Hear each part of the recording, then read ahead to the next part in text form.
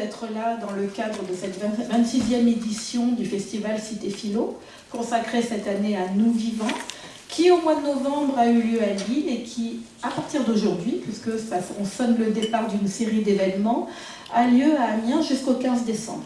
D'ailleurs, vous avez des programmes disponibles à l'entrée si en partant vous voulez récupérer des programmes. Alors, je suis particulièrement heureuse d'accueillir Katharina Kolb, qui ce matin nous a régalé d'une visite guidée d'un voyage au pays des animaux cachés et de leur symbolique, et qui va nous parler cet après-midi de l'imagination et de l'observation, en prenant pour exemple l'ichtyologie et à l'aube d'une nouvelle discipline, la zoologie au XVIe siècle. Alors Katharina, merci infiniment d'être avec nous, surtout depuis ce matin. C'est héroïque d'avoir préparé un événement qui est tellement d'amplitude et qui est fait avec telle passion et qui du coup est rendu tellement passionnant. Donc tu es historienne de l'art, tu travailles comme chercheuse indépendante à Paris. Après, tu as étudié à Stuttgart, Paris, Berlin, et en 1996, tu as publié « Graveur, artiste et homme de science », essai sur les traités des poissons de la Renaissance. Tu as été membre d'un certain nombre de groupes de recherche, Icono 15, Groupe Image, sous la direction de Michel Pastouran, et notamment de Jean-Claude Schmitt. Alors, tes recherches, on peut le dire, portent sur l'art et les sciences, les illustrations des livres zoologiques, et en particulier celles des livres ichtyologiques dont tu vas nous parler plus précisément cet après-midi, autour de 1550. Donc aujourd'hui, tu poursuis tes recherches dans les domaines de l'histoire des sciences, à mi-chemin entre l'histoire de l'art, l'épistémologie, la réflexion, la symbolique, l'éthologie, l'anthropologie, afin de mieux comprendre et surtout de mieux nous faire comprendre l'iconographie de la faune aquatique qui se relève souvent de l'imagination. À toi, je te laisse la parole. Merci beaucoup. Est-ce que vous m'entendez bien? J'ai eu l'impression que ça... Voilà, c'est mieux. Parfait. Allez l'allumer, c'est tout. Merci beaucoup Céline pour cette présentation. Merci à Alexia. Il faut se rapprocher du micro. Ah, beaucoup, d'accord. Ok, alors je vais le déplacer. Ça n'est pas très grande. Mieux? C'est mieux? Bon, j'essaye de rester à côté du micro. Un challenge là. Bon.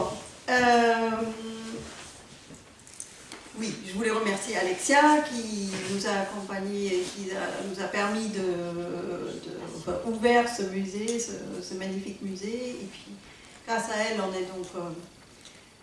on était ce matin dans les collections. Et cet après-midi, on se trouve dans cet auditorium.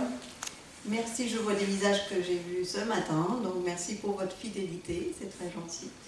Et alors, aujourd'hui, disons que surtout cet après-midi, le mot imagination et le mot observation, donc ces deux termes-là, vont nous accompagner à travers de ce petit voyage. Donc, on aura une présentation très rapide pour comprendre ce que c'est la zoologie en général. Et ensuite, en fait, on plongera très vite, et c'est le mot de dire, dans l'ichtyologie, donc l'étude des poissons, au XVIe siècle. Mais tout d'abord, avant de commencer, je tiens à vous faire connaître deux groupes de recherche dont je ne fais pas vraiment partie, mais je les accompagne en fait tout le temps. C'est ICTIA, c'est à Caen. C'est un groupe de recherche qui travaille sur le Moyen-Âge et que sur la faune aquatique. Et vous pouvez donc, quand vous êtes sur leur site, en fait, découvrir des éditions et des publications sur la faune. Et plus bas, vous avez Zoomatia. Et Zoomatia, en fait, c'est pareil, un groupe de recherche international qui travaille sur les animaux, Antiquité et Moyen-Âge et jusqu'à début de la Renaissance. Et je tiens en fait à les présenter parce que ce sont des groupes de recherche qui ne sont pas très connus, enfin, dans le grand public, et pourtant en fait leur programme est extraordinaire.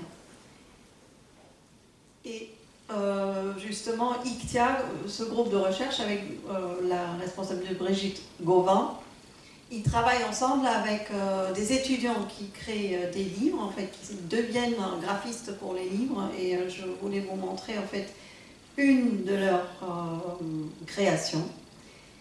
C'est-à-dire, ils demandent aux chercheurs de faire des livres pour, en fait, disons, un savoir en langue vernaculaire, donc compréhensible a priori pour tout le monde.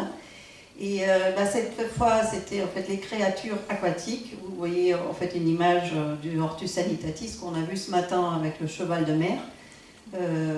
C'est cette encyclopédie-là. Et donc le prochain livre, ça serait la numismatique, entre autres, donc les monnaies, les pièces de monnaie. Donc ça sera le deuxième tome. Ça, c'est une petite aparté, juste pour vous dire, il y a plein de gens qui travaillent sur les animaux. Alors, on va commencer avec, justement, imaginer le monde animal. Donc, vous allez dire, où j'ai atterri, je vais partir là. Mais non, je vous rassure, on va commencer à découvrir dès le départ. Évidemment, en fait, quelqu'un s'est amusé, et j'ai trouvé ça par hasard, et je trouvais ça très drôle, de placer un dessin d'enfant dans la nature, comme si c'était l'animal qui était dans la nature. Qu'est-ce qui est intéressant? Quand vous regardez ces dessins, bien sûr, c'est tout sauf réel, mais qu'est-ce qu'ils ont retenu, les enfants? Le principal, en fait. C'est-à-dire, on voit les pieds de la vache, on voit que le poussin, c'est encore tout frêle, on voit, en fait, le cygne même, il a le cou très très court, mais il est quand même dans l'eau, en fait, il se présente comme ça. Le pingouin, on le reconnaît, malgré tout. Et le cheval, pareil, il y a crinière, il y a ses têtes allongées, et il y a les sabots. Et ça, c'est important, parce qu'on peut voir dans certains dessins, là, l'enfant, en fait, au fond, le dessin, il correspond vraiment, il y a sabot. Ce n'est pas le cas avec la vache, on est bien d'accord. On a des pattes alors qu'il y a des sabots fondus. Mais l'idée, c'est juste, voilà, qu'est-ce que fait l'enfant quand il regarde un animal? Il retient le plus important. Et vous allez voir, en fait, on va découvrir le début de la zoologie, et on n'est pas loin de cette idée-là. Alors, je vous ai montré ici, je vous montre une carte, et surtout un symbole. Nous sommes tous d'accord que quand on voit ce symbole, sur Google, on dit « Ah tiens, il y a un aquarium ». Combien de dauphins se trouvent dans ces aquariums? A priori, aucun. Enfin, on a des amphibies, on a crocodiles, enfin, on a des requins, par moment. Mais alors, pas de dauphins, ils sont vraiment ailleurs. Et malgré tout, cet animal, le dauphin, il est devenu le symbole sine qua non pour marquer, il s'agit de poissons, et il s'agit du monde aquatique. Donc, ici, c'est juste pour vous montrer les pictogrammes, ça fonctionne encore aujourd'hui, justement, avec toute la connotation qui va avec. Ici, juste pour vous montrer, on vient de voir un pictogramme de nos jours, et il y a, au début, avant que l'écriture ne naisse, en fait, on a eu aussi des pictogrammes qui deviennent en fait de l'écriture. Et je vous montre donc le poisson. Et ce poisson en fait en bas, dont il s'agit, ce que je souhaite relever, c'est sa nageoire par rapport à la nageoire que vous voyez ici. On garde ça en tête, tout simplement. La nageoire caudale. Donc ici, le poisson, il est même un peu courbé. Ce côté courbé, en fait, un poisson, normal, il n'est pas courbé, il est tout droit. Il se peut qu'on parle, en fait, il y a quelques poissons qui sautent dans l'eau, et dont, en fait, le saumon qui remonte toutes les rivières. Et le saumon, en fait, il a aussi une symbolique, en fait. Il représente aussi le monde aquatique. Donc ici, juste pour vous dire, avant l'écriture, il y avait pictogramme, et ensuite, en fait, on continue, et un pictogramme pour contenir, en fait, un animal. finalement tout un concept, c'est-à-dire l'aquarium, enfin, sauf que lui-même, il n'est pas vivant dans cet endroit.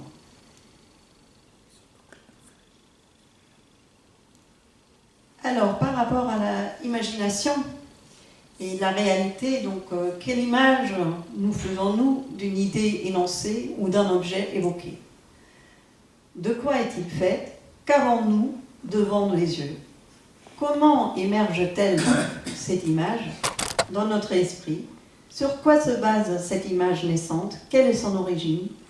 Se réfère-t-elle, donc l'image ou l'imagination, à une expérience vécue? Quelle est la sensation ou l'émotion que je retiens de cette expérience vécue?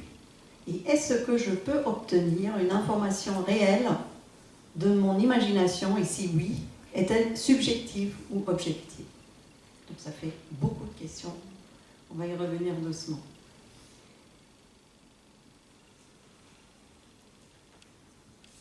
Je m'appuie sur Aristote, qui dit, donc pour les 3 premières questions, quant à l'imagination, que lui, il appelle sa fantasia, elle se distingue de la sensation comme de la pensée discursive, mais elle n'est pas donnée sans la sensation, et sans imagination, il n'y a pas de jugement.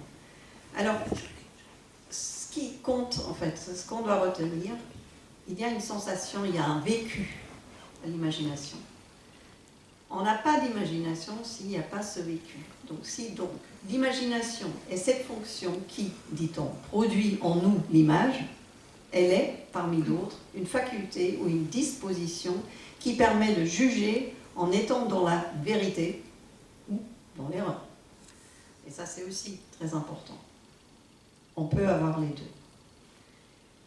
Là, je vous montre en fait une affiche qu'on a vue récemment dans le métro parisien.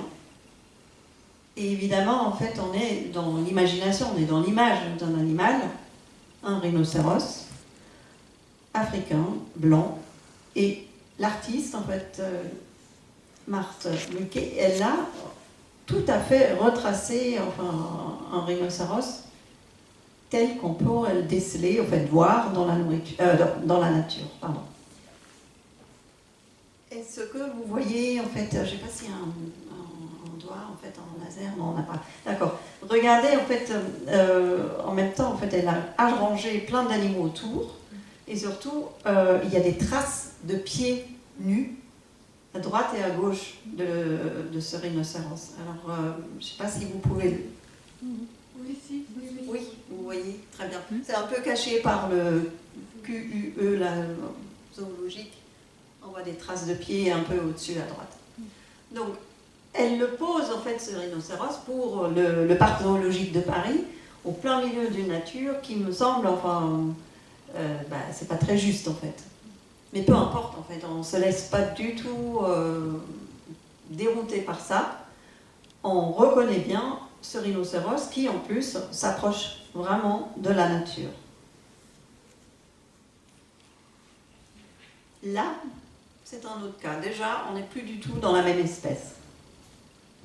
Alors, tout à l'heure, on a parlé de Dürer. Évidemment, j'ai pas pu hésiter. Il fallait que je vous montre aujourd'hui le rhinocéros de Dürer. Qu'est-ce qui s'est passé, en fait?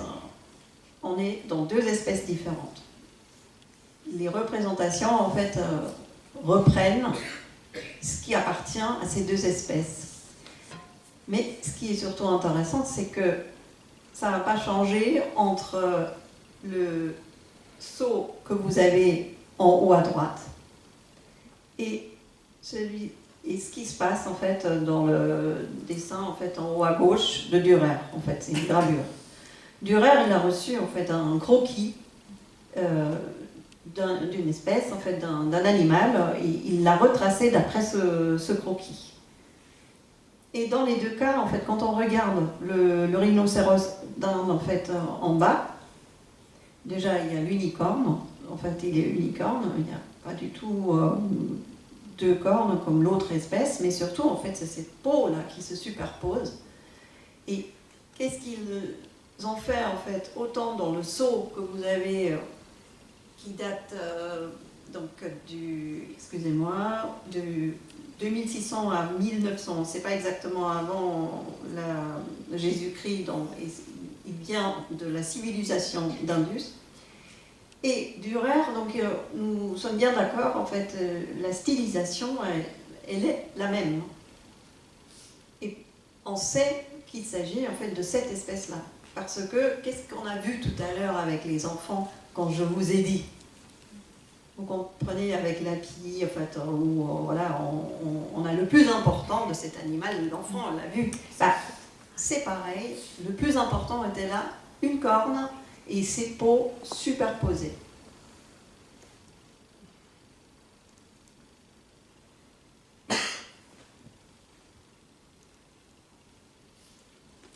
Donc, à quoi se réfère-t-elle en fait cette image, cette imagination? Et Aristote, il dit, j'entends que l'option que cela est blanc, donc on pourrait s'imaginer la neige, combinée avec la sensation de blanc, donc j'ai froid, ça constitue l'imagination. Donc, mais on a un vécu, bien sûr, de cette image, de cette imagination. C'est-à-dire, bah, j'ai été déjà dans la neige, je sais que quand je la touche, j'ai froid. Donc quand j'entends blanc, je m'imagine la neige et je peux m'imaginer la sensation froid. Donc tout ça, c'est pour qu'on comprenne cet après-midi que quand on sera plus loin dans l'histoire de la zoologie, ben, on a entendu, on a vécu quelque chose et l'imagination va en faire une image. Et donc ensuite, Aristote dit, voilà pourquoi si l'on n'avait aucune sensation, on ne pourrait non plus rien apprendre, ni comprendre. Et d'autre part, lorsque l'on pense, la pensée s'accompagne nécessairement d'une image. Alors on sait aujourd'hui que le cerveau se fait tout le temps des images, ça ne s'arrête jamais. Car les images sont en un sens des sensations, sauf qu'elles sont sans matière. Alors qu'est-ce que ça veut dire ? Parfois, on n'est même pas obligé, donc matière à penser, c'est-à-dire d'avoir l'objet devant soi. Et Marcille Ficin, donc, qui est un contemporain de Montaigne, il reformule en disant donc, la fantaisie ou l'imagination, au moins 3 choses sont importantes: la représentation du perçu, la faculté d'imaginer et celle de comparer les différentes perceptions. De surcroît, l'imagination réunit les impressions des 5 sens dans une représentation unique grâce à une activité immédiate de l'âme et sans que la présence de l'objet soit nécessaire. Et ça, donc, ce que Aristote dit déjà, donc je pense blanc, donc je peux penser, je vous traduis neige, froid, et là il le redit, donc l'époque qui va nous intéresser, c'est-à-dire la Renaissance, en Marcille Ficin, il est vraiment un représentant de cette période-là, qui nous intéresse particulièrement, et il reprend la pensée d'Aristote en disant, ben voilà, si je n'ai pas de sensation, c'est-à-dire si je n'ai pas le vécu, peu importe lequel, bah, l'imagination ne pourrait pas me donner une image.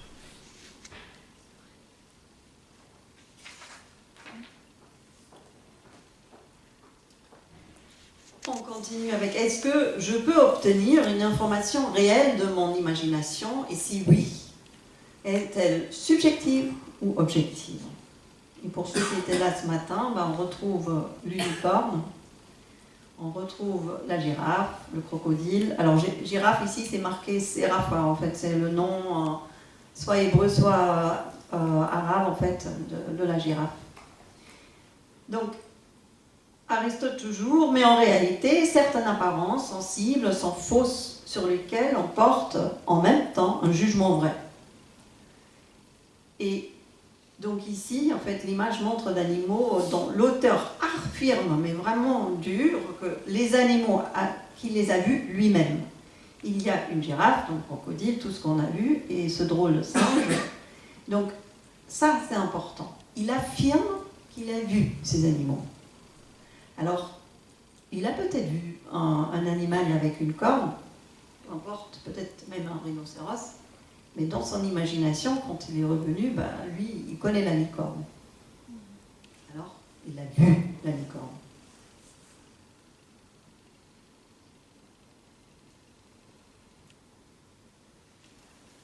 Là, nous sommes déjà au XVIe siècle.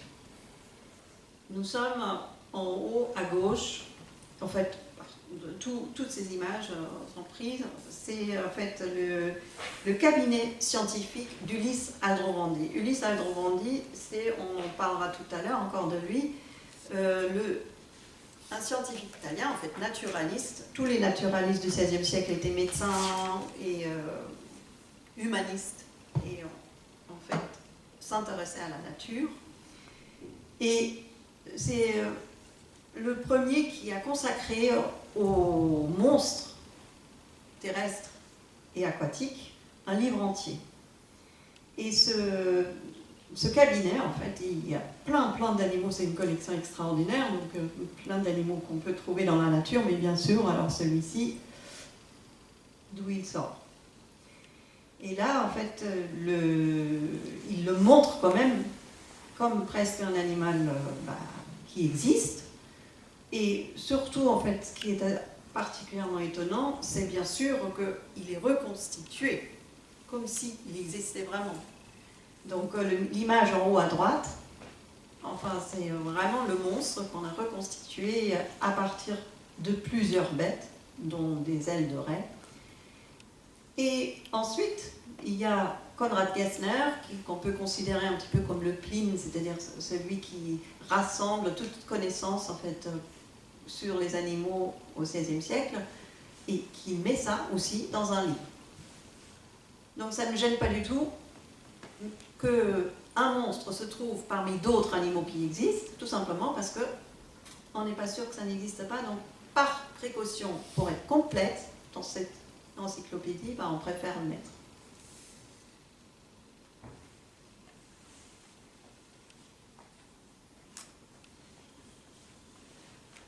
Alors, les thèmes qui nous intéressent, en fait, qu'on va développer aussi cet après-midi, c'est observer les animaux, la zoologie est vieille comme l'humanité. Donc, on passera très vite sur les débuts de Aristote à Aldrovandi. Donc, on vient de voir le cabinet scientifique d'Aldrovandi. Et puis, on a aussi Aristote, on vient de le voir, évidemment, c'est le fondateur quasiment de ce qu'on appelle la zoologie aujourd'hui, même si après il y a le Marco et Linné, bien sûr. La découverte de la nature et les monstres marins, espèces intégrées, comme je viens de vous le dire, dans les livres scientifiques, naissance d'une discipline, donc l'ichthyologie, nature morte ou gravure d'après modèle vivant, c'est une grande question, l'universel et le particulier, le schéma et le modèle. On y revient tout à l'heure. L'invention de la peinture scientifique et la révolution scientifique et l'image. Pour ce qui est de la zoologie qui est vieille comme l'humanité, en fait, il y a bien sûr la préhistoire. Et je me suis permise, je ne suis absolument pas spécialiste de ça, mais je ne pouvais pas passer en fait au moins une ou deux images de la préhistoire pour vous montrer que des animaux, dont le rhinocéros, se trouvent dans la grotte de Chauvet. Donc, et c'est si on suit la logique, c'est les rhinocéros africains. Et en fait, et ça c'est intéressant, plus de 90% des représentations dans l'art préhistorique sont consacrées aux animaux. Là, c'est une image qui vient de l'exposition de Paris. Donc, c'est toujours l'art pariétal Chauvet. Et là, on voit que en fait, le cheval prend le dessus de plus en plus. En fait, c'est une reconstitution. Je pense que, en fait, comme Alexia a annoncé l'année prochaine, en fait, il y aura une exposition ici sur la préhistoire. Donc, c'est déjà un avant-goût pour vous mettre l'eau à la bouche. Ici, en fait, j'ai mis une petite liste de ce qu'on voit comme animaux représentés en fait dans les grottes. Et on voit très bien le poisson, en fait, il n'y en a pas beaucoup. Et le serpent qu'on a vu ce matin. On en a vu beaucoup, il n'y en a pas beaucoup non plus en préhistoire.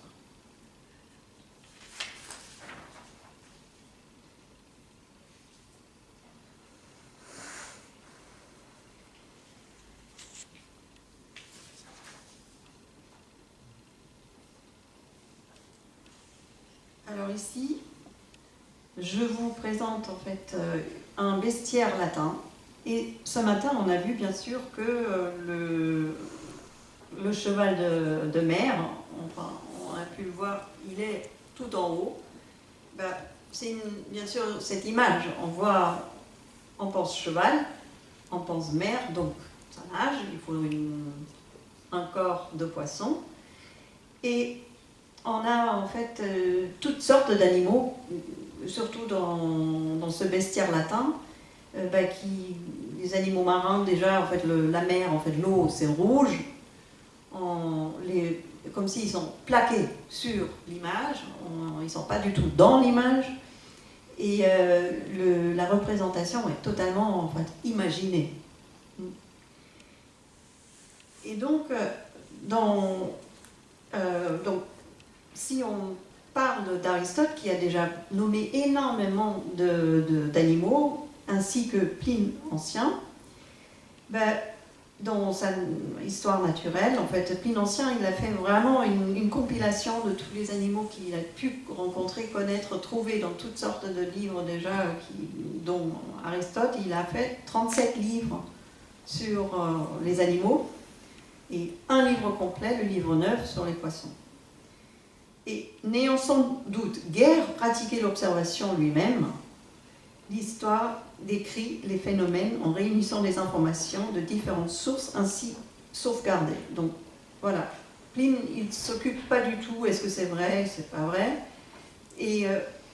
mais il met tout dans sa encyclopédie, et il dit de tous les savants, en fait c'est pas lui, c'est Rondelet qu'on verra tout à l'heure, il dit quant à Pline, de tous les savants le plus digne d'éloge, en recueillant les meilleurs extraits chez les meilleurs auteurs, il a composé une histoire naturelle impartiale.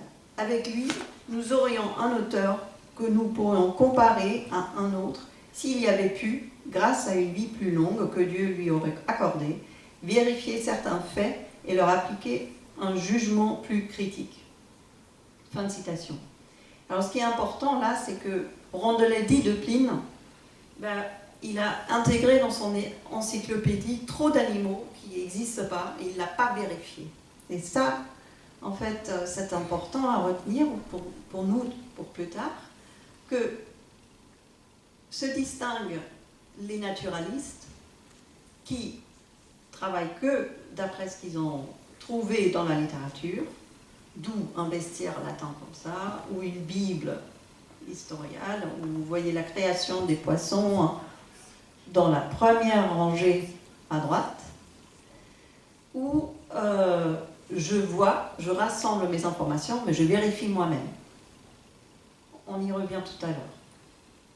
Et à droite, vous voyez donc la première encyclopédie, je dirais, du Moyen-Âge, l'Hortus Sanitatis, ici une édition beaucoup plus tardive, la première édition est de 2492. Donc on a plusieurs, donc on a le Physiologos, la Bible, on a Albert le Grand, des Animalibus, on a l'Hortus Sanitatis. En fait, tous ces livres-là, ils ont fait perdurer les connaissances depuis l'Antiquité, mais toujours avec un angle en fait, religieux, c'est-à-dire et imaginaire. Il y a étant donné que voilà, on n'avait pas observé soi-même tous ces animaux, l'image même, en fait, elle pouvait être totalement fausse ou venir de la mythologie.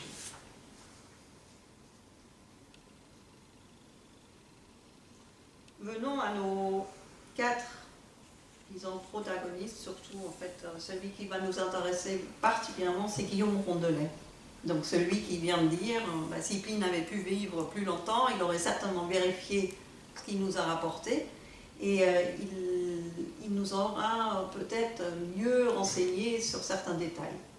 Donc on a quasiment des contemporains, il y en a ces quatre-là, donc Guillaume Rondelet et Pierre Belon sont donc de France. Pierre Belon était l'élève de Guillaume Rondelet. Guillaume Rondelet, pour vous dire, en fait, c'était un médecin qui, à suite à la mort d'un de ses fils, disséqué son fils, et il a créé l'amphithéâtre à Marseille, donc, à Montpellier, pardon.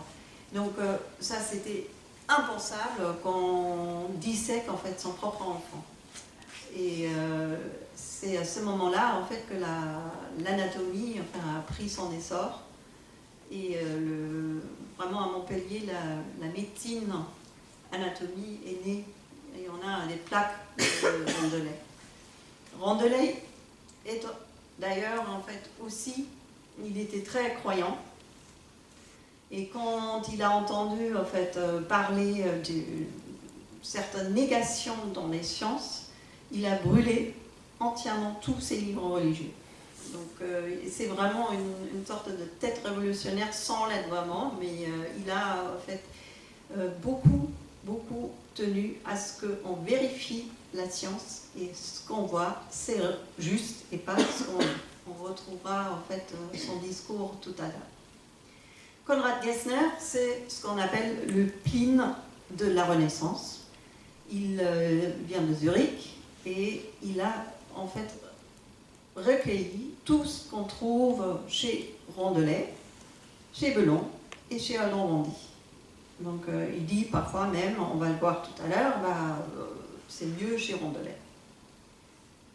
Ce qui est intéressant, c'est ces titres de ces livres. J'ai mis en rouge, en fait, ce qui est important pour nous, parce que tout le monde est tout le temps convaincu, mais là, mon livre, vous voyez vraiment ce qui est la vraie peinture de tel et tel animal. Là, c'est vrai, ça y est, on est passé du Moyen-Âge à la Renaissance, maintenant on est dans le vrai, on verra. Mais je vous l'ai mis exprès, la nature, au cours de la Renaissance, c'est donc un terme qui est lié avec vrai. C'est d'après nature, donc c'est vrai.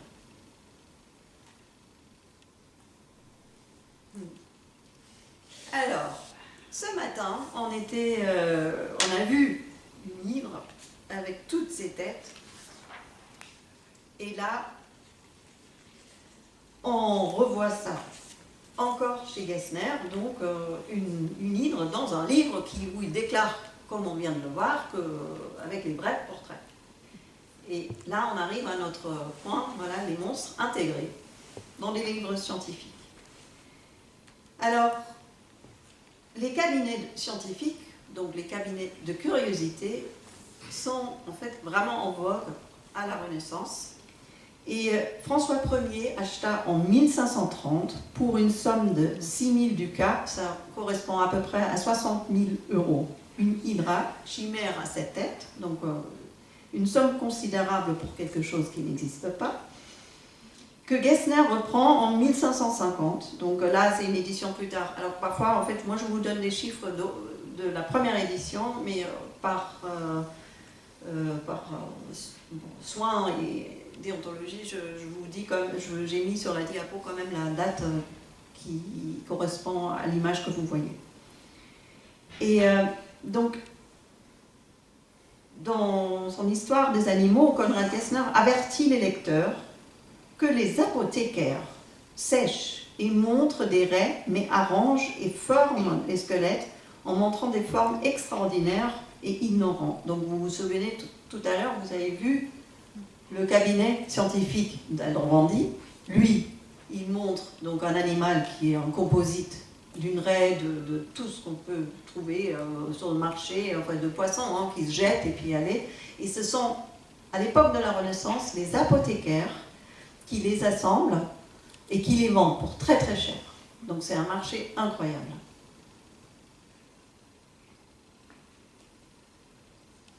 Ça a marché. là, on est dans les monstres marins de Guillaume Rondelet. Alors, on a le moine de mer, le lion de mer et le poisson-évêque. Et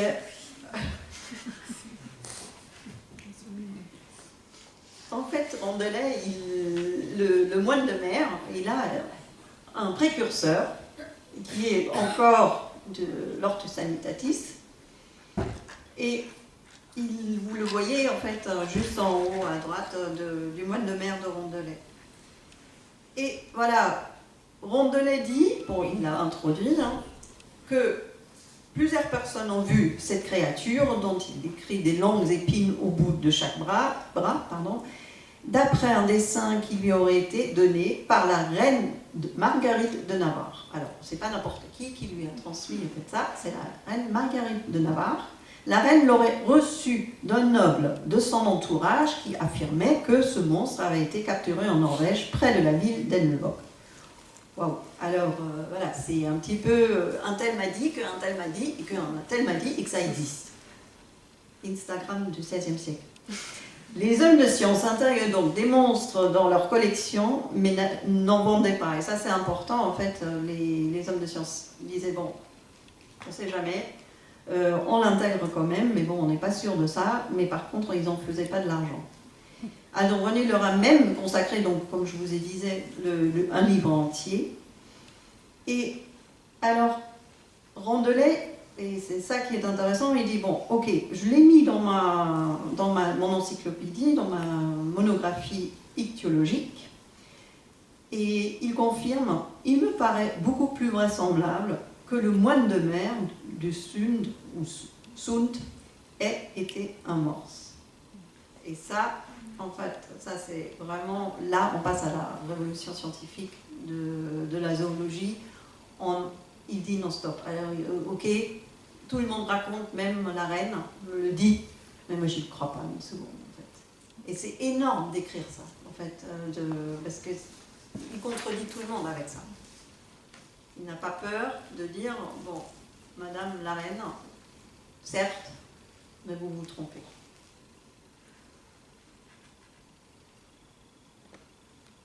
Alors, la zoologie est donc moins les sous-disciplines, comme l'ichthyologie, n'était une matière à part entière. Donc, comme je vous ai dit, je le répète, ils étaient d'abord des médecins, ensuite, en fait, surtout des humanistes. Tout le monde lisait le grec, le latin, en fait, c'était complètement courant.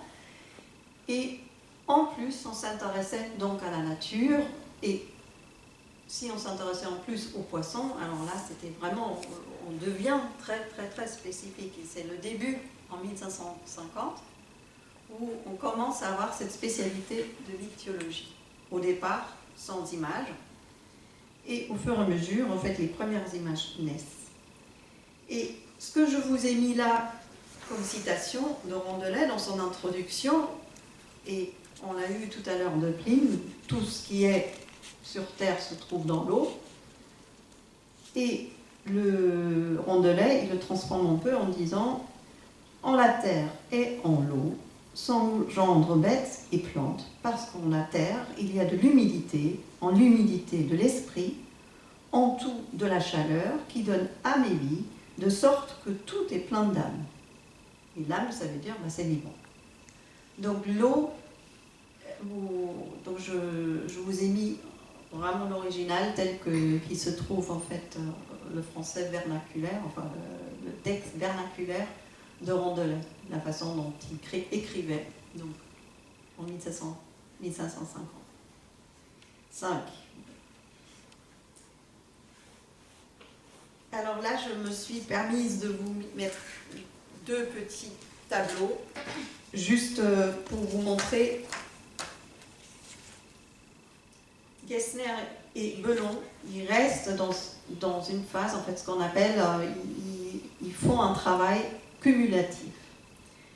Et ce travail cumulatif, c'est tout simplement, on rassemble ce qui existe déjà, ce qui a été déjà dit. On n'apporte pas vraiment une connaissance supplémentaire. Mais il y avait vraiment un essor de livres zoologiques à cette période-là, donc il y avait eu aussi une concurrence. Et Belon qui a écrit, alors je ne vais pas vous montrer ça aujourd'hui, mais il a fait un livre sur les oiseaux extraordinaire avec une première image d'anatomie comparée. Mais sur les poissons, il a copié son maître. Et il voulait surtout publier avant lui. Donc Guillaume Rondelet, il a publié en 54, lui, son premier livre, d'ailleurs en français, en 51. Ensuite, on a la restauration innovative. Qu'est-ce que ça veut dire? Ça veut dire qu'on regarde vraiment les anciens. Dans l'Antiquité, on met le Moyen-Âge entre parenthèses et on regarde en fait qu'est-ce qu'ils ont dit les anciens. Et on les intègre. Donc ça, tous les quatre le font. Mais ensuite, on a la révolution scientifique. Et la révolution scientifique, c'est d'accord. Alors, j'ai éclipsé le Moyen-Âge, je regarde ce que font les autres, et je lis ce que ont fait les anciens, donc Aristote et Pline, et avec toutes ces connaissances-là, je vais dans la nature et je vais regarder si c'est vraiment ça. Et c'est là où on se trouve dans la révolution scientifique. Donc ici, vous voyez, je me suis permis de vous mettre aussi les dates un petit peu où ça a vécu. Donc vous voyez comment en fait sont décrites les espèces. Et en fait, Guillaume Rondelet, il est très très loin. Il a fait le grec, le latin, l'ancien français plus l'allemand. D'où la possibilité pour Gessner après, en fait, de toute façon, en fait, les noms, comme aujourd'hui en médecine ou en zoologie, ils se traduisaient par le latin. Donc on est dans l'observation en fait comportementale, les lieux de vie, la reprise et les documents de définition de l'espèce observée. On a l'observation des espèces vivantes grâce à un bassin. Ça c'est important aussi. Quand on se dit, bon là je crée le bassin et puis je vais mettre les espèces dedans pour comprendre comment ils fonctionnent. Konrad Gessner en général, c'est de l'observation d'animaux morts et surtout aussi d'après, comme je vous ai dit, des autres. Donc, Gessner, il rassemble, donc il pique à droite et à gauche les dessins, il en fait des copies. Et ensuite, on a l'observation de Pierre Belon, un mélange entre espèces vivantes et mortes, et des textes souvent, en fait, il écrit très très court, il ne fait pas des longues descriptions. Et lui, à Normandie, il était donc un grand observateur, lui il regarde vraiment, et il était philosophe, et c'est lui en fait qui a rassemblé, il a publié aussi beaucoup plus tard en fait. Même après sa vie, on a eu encore des publications. Alors, in medias res, c'est-à-dire on va plonger maintenant dans les questions par rapport aux images qu'on va regarder. Alors, dans ces livres scientifiques, on trouve donc des gravures sur bois. Et ça, en fait, je vais vous dire, c'est que j'ai comparé uniquement des gravures sur bois et non colorées. Parce qu'on pourrait avoir l'impression que la gravure sur cuivre sera plus exacte, mais ce n'est pas le cas, forcément. Donc ça, c'est important. Détails, donc on va observer les détails significatifs présentés ou omis dans la description des espèces observées. L'observation reprise de description, effet miroir de la gravure et la réalité. L'animal produit semble-t-il mort ou vivant. La couleur apporte-t-elle plus d'informations ou la couleur apporte-t-elle plus d'informations ou cache-t-elle des détails? L'image s'écarte-t-elle du texte descriptif et l'image du XVIe siècle et l'image d'aujourd'hui? Voici ce que dit Alberti, donc, qui a écrit là, de la peinture, en fait, un texte.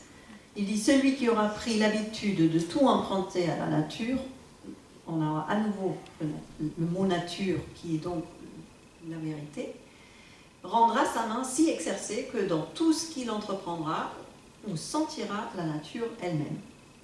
Donc, autrement dit, si on est dans une démarche, qu'on essaie de vraiment être le plus près de la nature, c'est à partir du moment où on verra le dessin ou l'œuvre d'art, peu importe, ben on pourra ressentir la nature. Et là, je reviens à ce qu'on a dit tout au début. Ben, on a dit, sans vécu, sans sensation, il n'y a pas d'imagination. Donc, dans ces textes-là, on retrouve l'idée, on sentira la nature. Donc, ben, l'image me donnera cette sensation de voir la nature, une image de la nature.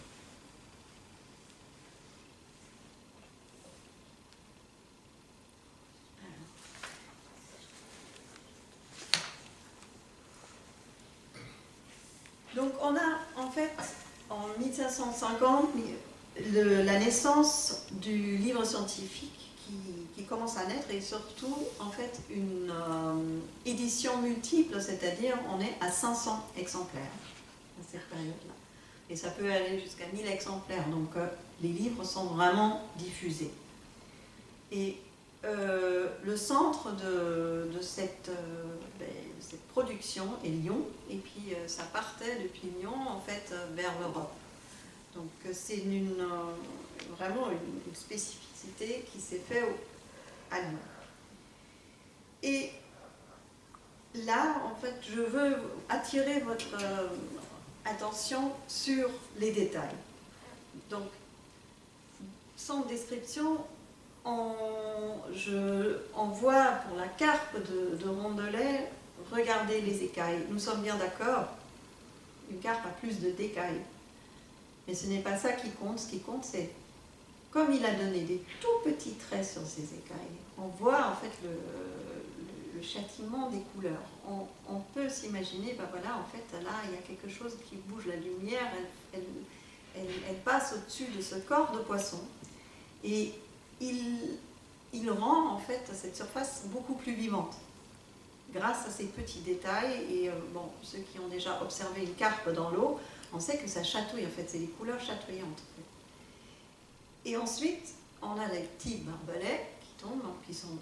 Et là, imaginez-vous, on est dans la gravure sur bois. Donc, au fur et à mesure, imaginez-vous, la presse, elle passe 500 fois, voire 1000 fois sur le bois.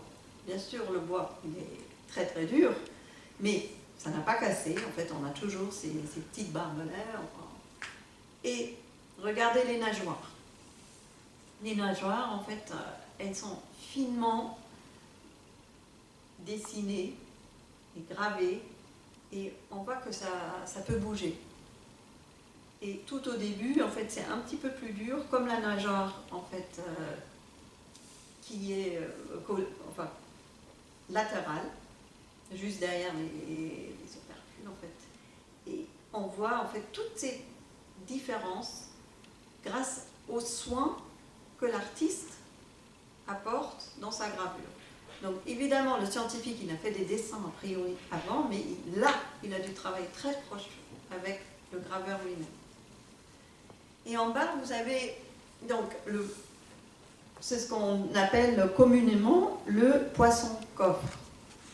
Alors il y a plein d'espèces, mais quasiment toutes les espèces, j'ai essayé de regarder un maximum aujourd'hui, puisque à l'époque quand j'ai travaillé, j'étais souvent dans le laboratoire d'ichtyologie en fait à Paris, et pour voir à quoi ça ressemble aujourd'hui en fait une espèce. Et vraiment en fait ce côté coffre est hexagonal, en fait, et en tout cas pas arrondi comme on pourrait l'avoir avec la carte. C'est très très bien rendu. Et grâce à cette forme géométrique en fait, qui donne à la surface, à la chair de ce poisson. On a donc vraiment, en fait, j'ai pris exprès ces deux exemples-là parce que, en fait, le rendu du dessin de la gravure nous donne vraiment l'idée de ce qu'on est en train de regarder. On est, en fait, dans la vraie peinture et dans la nature, on peut dire, une image naturelle, presque, en fait, du poisson. En tout cas, quand quelqu'un s'imagine un poisson coffre, je ne crois pas qu'il ait dans la tête tout de suite tous ces petits détails, Donc on est là au-delà de l'imagination. On est vraiment dans une description iconographique et scientifique qui est là pour nous apprendre quelque chose.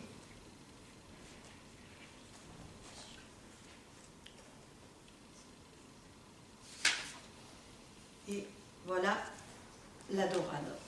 Alors j'ai eu une fois une discussion très longue avec une archéo-ichtyologue qui m'a dit, alors voilà, c'est pas la même espèce, et puis il y a Sargus, et il y a dorade, et alors ça dépend d'où elle nage, enfin d'où elle vient et où elle nage, c'est-à-dire il y a des mots, enfin des nomenclatures locales qui finalement, enfin on appelle là Sargus et là on dit dorade. Et en plus en fait il y a aussi l'écriture dorade avec un O et dorade avec AU. Et tout ça, au fond, c'est que des nomenclatures qui ont changé, mais c'est pas tellement le poisson qui change. Donc on l'a reconfirmé en fait dans un autre laboratoire. Alors, regardons en fait l'image en fait que je vous ai projetée de gauche en haut. On a tout en haut, à gauche, donc la dorade de Guillaume Rondelet. Ensuite, celle de Belon.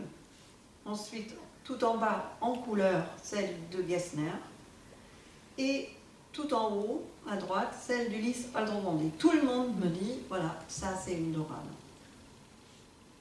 Et en bas, je vous ai mis en fait une dorade royale, pour avoir une idée à quoi ça ressemble en fait dans la nature. Alors vous allez me dire, ah bah oui, Aldrovandi et Belon, c'est pas mal, c'est proche. Bon, moi je vous dis que non. Alors pourquoi? Parce que en fait les aiguillons de la nageoire dorsale, vous voyez la différence chez Rondelet au début. Alors c'est dommage que j'ai pas de bimère, mais regardez en fait, il a écarté les aiguillons et ensuite ça se rapproche et ça devient beaucoup plus souple. Alors que chez Belon c'est complètement grossier, toute la nageoire dorsale elle est pareille. Chez Belon aussi, la nageoire elle est droite derrière, ça c'est important, on va observer ça plus tard à nouveau. Et puis, en plus, en fait, pareil pour la nageoire ventrale, qui va de l'anus vers la nageoire caudale, en fait on a la même grossièreté. Pareil pour les écailles. Et ça, c'est un signe en fait qu'on voit, en fait on fait vite. On ne s'occupe pas du tout de l'espèce. On a un à peu près, et cette espèce, elle n'est pas du tout surveillée chez le Belon. Chez Aldrovandi, on dirait presque que c'est un être humain qui nous regarde avec les yeux, qui nous fait un clin d'œil, donc en haut à droite. Et Gessner avec les couleurs, ça c'était où on se posait la question, alors la couleur, elle m'apporte quelque chose? Ben non, pas du tout. Elle passe dessus sur les traits du graveur, en fait, sur la gravure. Et en général, les colorations sont jamais très soignées.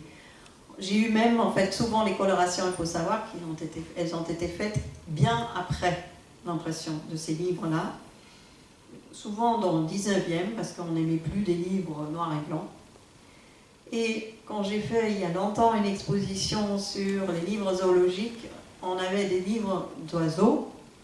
C'était le même oiseau, le plumage était décrit en bleu et il était une fois rouge et de l'autre côté vert. Donc les couleurs, il ne faut surtout pas se fier parce que en fait, il y avait des coloristes au XIXe siècle qui l'ont peint dessus sans lire le texte. Mais c'était plus joli. Donc on a notre réponse, ben non, la couleur, ça n'apporte pas forcément quelque chose. Et là, je vais vous montrer, en fait, je vais vous lire le texte, désolé, c'est peut-être un peu fastidieux, de Guillaume Rondelet. Parce que la description de Rondelet nous complète finalement tout ce qui manque côté couleur et tout ce que nous ne voyons pas sur sa gravure. Donc, la description de Rondelet pallie ce manque, il évoque les sourcils dorés ou la couleur dorée entourant l'œil. Puis il rapporte que les opercules, donc on les voit bien là, sont en fait, les opercules sont dorés aussi, ils entournent l'œil. Ils ont en forme, en fait, les opercules ont des formes comme des os et colorés en noir et rouge. Il évoque encore une sorte de l'os présent dans les mâchoires, destiné à briser les coquillages dont la dorade se nourrit. Vous vous rendez compte, en fait, c'est-à-dire il a fait clairement l'anatomie d'une dorade et il a regardé comment elle mange. Ça, c'est une observation qu'on ne fait pas en 10 minutes. Ça, c'est vraiment une observation où il faut rester devant son bassin. À propos de la grande nageoire ventrale, Rondelet explique qu'elle commence à partir de l'anus. Il décrit ensuite les organes, le grand ventre, la rate, noire, le foie, grand, puis le fiel, vert, la poche du fiel, entourée par la graisse. C'est énorme, donc c'est vraiment de l'anatomie. Tout comme les intestins, repliés ronds et larges. Le cœur, dont la poitrine est carrée. Il précise que la dorade pond ses œufs, surtout en été, aux embouchures des fleuves ou dans les étangs de mer, et qu'elle dort pendant la journée. Rondelet rapporte encore que la chair est moyennement ferme. Cette fermeté varie selon l'origine de la dorade. Celle qui provient de l'océan est ferme, celle de la Méditerranée est plus molle. Cette série de descriptions s'achève par des conseils relatifs à la manière de préparer une dorade. Dans l'eau et du vin, dans de l'eau et du vinaigre, ou, ce qui semble appétissant, dans l'huile et un peu d'eau, avec du safran, du poivre et du persil, ou encore rôti sur le grill. Si on met dans le ventre un bouquet de fenouil ou une branche de romarin, elle a meilleur goût. On peut la manger froide ou chaude, avec de bonnes épices et salées. On la fait cuire avec du vin, du vinaigre et des oignons, car l'oignon ajoute une saveur agréable. Donc je suis désolée, on est après repas, mais je trouve que c'est assez rigolo que dans un livre scientifique, on met quand même encore une recette de cuisine. Et il y a quelqu'un qui s'est amusé, il a recueilli, malheureusement j'ai plus son nom, toutes ces recettes de ces livres pour créer vraiment un livre de recettes complet. Donc on peut cuisiner effectivement la dorade de cette façon-là. Donc ainsi, Rondelet nous présente la dorade de manière très détaillée et ce que la gravure ne rend pas est précisé par la description. Donc, et là, en fait, on a la comparaison texte et image, c'est-à-dire chez Rondelet, en fait, tout ce qui n'est pas visible dans sa gravure, bah, il nous en parle, d'où l'impression, en fait, l'importance que, et c'est ça un livre scientifique, que l'image ne peut plus exister sans le texte, et le texte ne sera pas complet s'il n'y avait pas l'image. Belon traite surtout la nomenclature, donc ce que je vous ai dit, en fait, en début de chaque description, vous avez un nombre, enfin toute la nomenclature, comment s'appellent les animaux en grec, en latin, en allemand, enfin en vernaculaire. Et il dit, voilà, la dorade, elle est là dans les rivières d'Angleterre et dans la mer, il décrit des grandes dents, on ne sait pas où, celles qui ne sont pas visibles en tout cas sur sa gravure, ses mâchoires, ses écailles et ses habitudes en matière de sommeil. Et après, il dit, bon voilà, sa chair, elle est dure.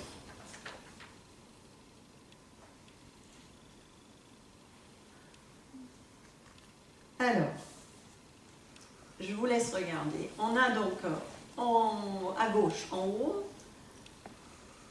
le turbo de Rondelet. Ensuite, le turbo, nous dit Belon, que c'est un turbo. Au milieu, je me suis permise de vous mettre une planche complète d'un livre. Donc là, on voit aussi, en fait, les livres, ce sont une folio, hein, c'est à peu près cette taille-là. On voit donc la gravure de Gessner. Ensuite, à droite, Aldrovandi, et en bas, ben, j'ai cherché une espèce assez commune, en fait, pour vous montrer un animal, comment on pourrait le prendre en photo. Alors regardez bien, une fois de plus, la gravure de Rondelet.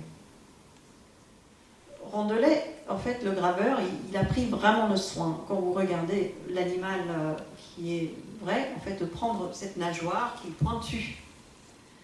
une sorte de demi-lune, même faible, dans la nageoire caudale, et en plus, en fait, devant, enfin, toutes ces opercules, en fait, qui se superposent.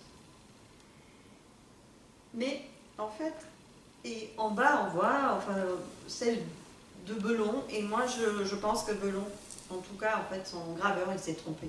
On n'est pas du tout dans l'espèce des turbos, je pense qu'en fait, c'est une limande. Et ensuite, on a Gessner qui, lui, reprend ce qu'il a vu chez Rondelet, ou Aldrovandi, en haut à droite, Aldrovandi, c'est complètement sommaire. Alors qu'Aldrovandi jure que, voilà, c'est vrai. Et maintenant, on arrive à notre petite phrase. Donc, qu'est-ce qui se passe quand je fais une gravure? Jusqu'à présent, en fait, on a regardé des poissons.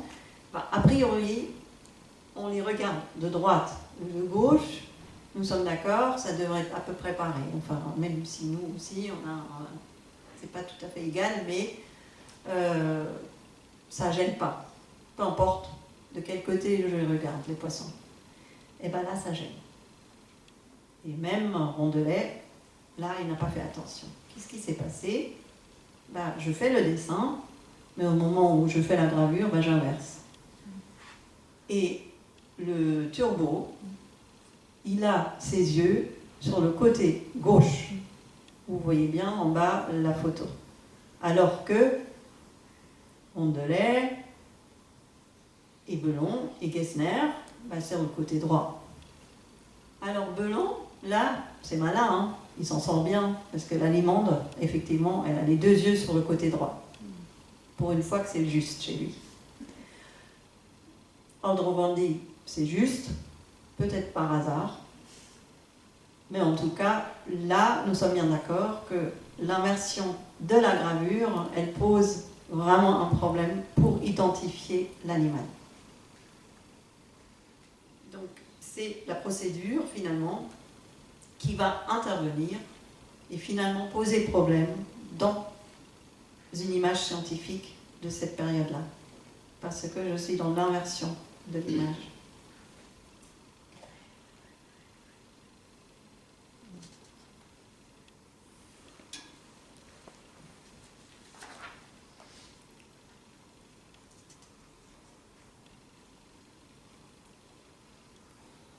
Le cheval de mer. Alors, on regarde en fait l'hippocampe. Une fois de plus, on a en haut Rondelet, au milieu Pierre Belon et en bas Konrad Gessner. Là, j'en mets que 3. Alors, tout au début, Rondelet, il nous montre en fait il nous parle de toute la nomenclature, comment ça s'appelle, hippocampo, en fait hippocampe, et puis le cheval de mer, et après tout ça, il passe en fait à la description physique.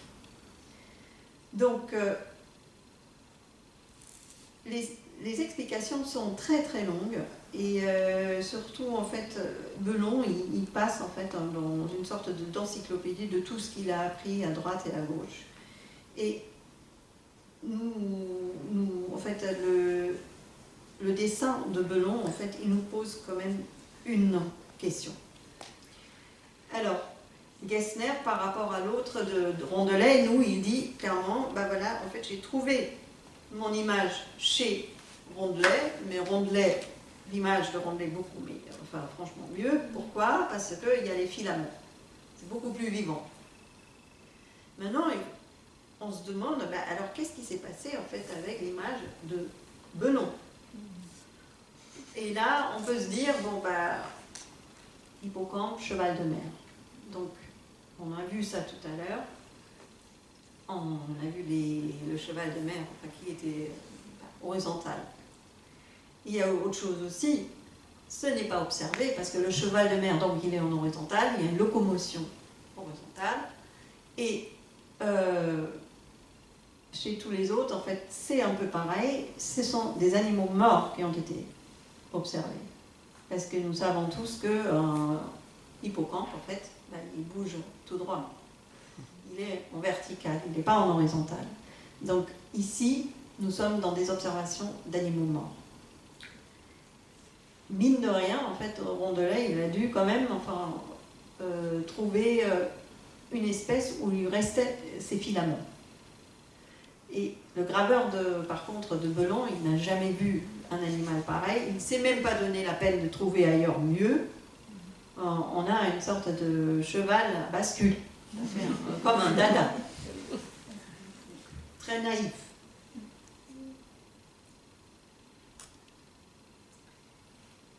Là, je me permets de vous montrer à nouveau en fait, des exemples que de Rondelet où justement nous sommes dans le nature morte ou nature vivante. Alors, comme Rondelet, il s'est donné vraiment de la peine avec les bassins, il est allé beaucoup sur des marchés de poissons, il a surtout travaillé aussi avec les pêcheurs. Ici, en fait, le poulpe que j'aime beaucoup, c'est on voit en fait que ça bouge. C'est-à-dire, il n'y a rien de sommaire, il y a le soin avec les hachures de reflet, en fait, de reproduire la lumière qu'on pourrait avoir sur la chair, en fait, sur la peau de l'animal. Et au fur et à mesure, en fait, on voit l'animal au moins un petit peu plus vivant que si c'était une simple description et une gravure sommaire. Et bon, j'aime beaucoup Bernard l'ermite, en fait, il cherche sa coquille. En fait, ça, on a une narration. Après, en fait, il trouve sa coquille, en fait, sa petite maison. Et puis il rentre dans la coquille, on a Bernard l'ermite en fait, qui vit là-dedans. Donc ça c'est aussi une observation d'après nature, parce que je suis... Voilà, j'ai besoin de cet escargot vide, et c'est pas Bernard l'ermite qui les mange, hein, donc il faut qu'il se trouve une maison vide. Ensuite, il grimpe dedans, et donc on a une petite histoire à raconter, c'est vraiment l'image qui nous raconte comment il rentre dans son coquillage, dans son escargot vide.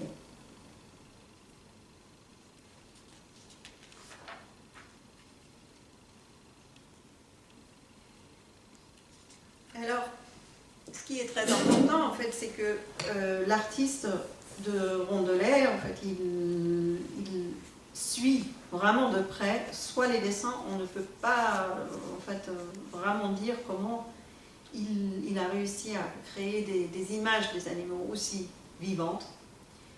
Mais voilà, la description ou la pictura d'un sujet ne peut être vraie si l'on n'exerce pas une observation proche de la nature. Et au XVIe siècle, dans leur quête commune des lois de la nature, les artistes s'attachaient aux règles de la géométrie et l'harmonie des proportions, tandis que les naturalistes recherchaient les origines des formes et des apparences en s'émancipant de plus en plus des mythes et des textes religieux.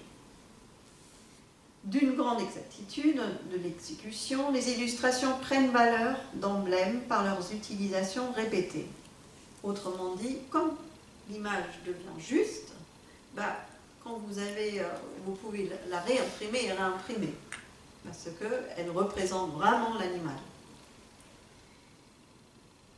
Ensuite, chaque particularité d'une espèce est fixée dans sa gravure qui renvoie à elle-même, à son modèle dans la nature. Donc on a parlé ce matin du symbolisme de la tribu, de tout cela. On n'y est plus, hein, quand on regarde en fait, en détail de ces animaux aquatiques. Ces détails ne sont pas donnés pour envoyer un symbolisme, vraiment que pour envoyer à eux-mêmes. Et ça c'est nouveau à ce moment-là. Et quant aux gravures des livres ichtyologiques que nous comparons, comme celui de Rondelet, Belon, Gessner et Aldrovandi, on peut dire qu'en fait, on est sûr par contre que le graveur s'appelle Georges Riverdy, celui de Rondelet, et qui a vécu entre 1529 et 1564 ou 70. Et il prend vraiment le soin de travailler les particularités et réunis de façon homogène et créant ainsi l'emblème qui renvoie à son modèle dans la nature. En revanche, les autres gravures semblent à vouloir souligner juste une particularité, relever un signe marquant, le fixer dans une gravure assez sommaire, ce qui restreint l'identification de l'espèce uniquement à cet attribut. Et voilà ce que je viens de vous dire. Ce qui se passe avec Belon ou Gessner, c'est-à-dire on a une représentation trop sommaire, avec juste quelques signes qui pourraient dire, bon voilà, alors ça peut être ça, ça pourrait être ça, mais ça ne nous renvoie pas à la nature, et puis on risque de ne pas identifier l'espèce. Donc la gravure sommaire, par contre, peut survivre plus longtemps qu'une peinture scientifique, car elle renvoie à une vision précise de la réalité répandue à cette époque. Autrement dit, donc tout ce qui n'est pas forcément scientifique, et on va le voir, survivra mieux dans l'art que le dessin scientifique. C'est là, on peut dire, ben voilà, on se sépare image scientifique et image qui reste dans l'art. Donc ici, on a le dauphin de Belon et le dauphin de Rondelet. Juste pour vous dire, aujourd'hui, en fait, là, on est dans certainement en fait, le grand dauphin en fait, qu'ils ont vu. Aujourd'hui, il y a 43 espèces. Et ce qui n'est pas inintéressant, il y en a 38 des espèces marines et 5 de rivières. Donc, il y a des espèces de dauphins qui nagent dans les rivières. Et puis, on sait aussi que, en fait, à l'époque de la Renaissance, on pêchait le dauphin dans la Seine. Donc, on mangeait le dauphin et on l'avait sur les poissons, en fait, sur les marchés de poissons. Donc, l'observation était vraiment facile, entre guillemets, parce qu'on l'avait à portée de main. Donc, je crois, vu la pollution aujourd'hui, le dauphin n'arriverait plus jusqu'à Paris, en tout cas. Donc, le dauphin, ici, en fait, de Rondelet, il est bien sûr accompagné en fait, de toutes sortes de descriptions, mais ce qui est important ici, c'est qu'on a un fœtus. Donc, un dauphin qui met bas, c'est-à-dire encore un dessin anatomique. Et le dauphin de Belon, bah, il est beaucoup plus sommaire et surtout, en fait, et là, je vous ai montré tout à l'heure, si vous vous souvenez du pictogramme qu'on a vu sur Google Maps, et je vous ai montré ensuite un poisson. Et qu'est-ce qui se passe là? Bah, regardez bien la nageoire caudale. La nageoire caudale, chez Belon, bah, elle est verticale. Il a du mal à dire, bon, c'est pas comme un poisson. Il a du mal à faire, en fait, à représenter cette nageoire de façon horizontale. Donc on est quand même encore dans l'idée du poisson qui saute, et puis bah, il faut que je vois la nageoire caudale, pardon, et donc elle est verticale. Rondelet, par contre, son graveur, il prend vraiment le soin de nous montrer la nageoire caudale en horizontale, telle que le dauphin en fait avance, et un peu en fait, vers le haut et le bas, et puis pas à droite et gauche, et puis il y a une perspective là-dedans. Voici Gessner. Gessner, il reprend, bien sûr, à l'envers, c'est intéressant aussi. Le dessin, en fait, et la gravure de Rondelet. On a ici aussi une étude anatomique, c'est-à-dire on a les bronches, on a le fœtus et on a un crâne. Donc, on a une description là, vous voyez bien, en fait, les in-folio, et très important aussi, en fait, on fait attention à décrire maintenant de plus en plus en détail le dauphin sous toutes les coutures.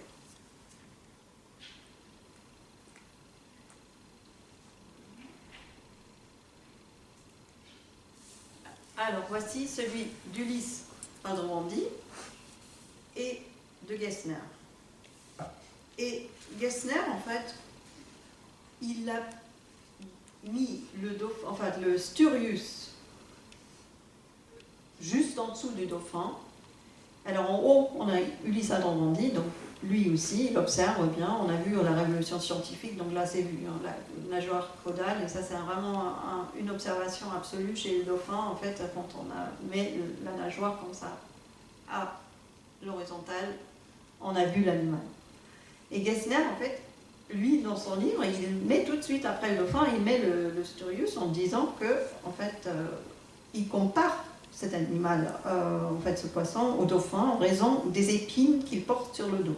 Il évoque l'histoire du dauphin vivant dans le Nil, qui éventre les crocodiles avec ses épines dorsales. Alors, il connaît déjà le texte de Rondelet, et Gessner mentionne encore une épine du dauphin. L'épine dorsale du dauphin, hein, ce qui est totalement faux, bien sûr, mais nous avons dit, voilà, Gessner, il rassemble tous les savoirs, et Pline, il en parle aussi, donc ça doit être juste. Et donc, dans son texte, Guillaume Rondelet commence par énumérer tous les noms du dauphin connus au milieu du XVIe siècle. Alors, ça va de roi de mer, il y en a plein.